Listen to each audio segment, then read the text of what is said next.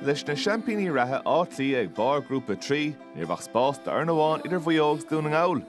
Craobh Bombernach agus Emer Gallagher a ham an trátarta. Is Roily tuir faoi a sin glóta mar scór an chéad scór. Befrolop scór a go nGall agus bhfuil country feici an tá. White Harn Sasnon. Slash game all-in. Anta sí seo ná sin an scór Sinead Cafferty. Chance a chuúlan try nGall. Faoiad here há tí si go tá. Rotha réinar lán le Lewis agus a Kirchner ag Gabby McGranahan.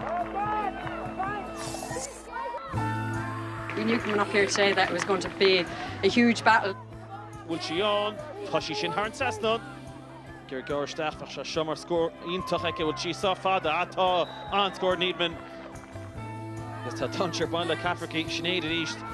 Con Elefot eke la Kush the Brogue. We knew that Donegal would get a purple patch on us at some stage, and to their credit, they did.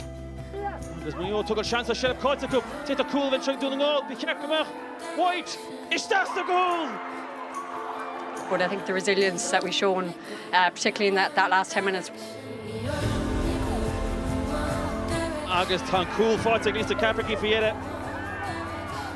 Hanley agus Mayo Hanley go hard agus Hanley go crane. Agus an Buaicphointí ag Mayo na cuairtaí. They should harv a sauce that shin.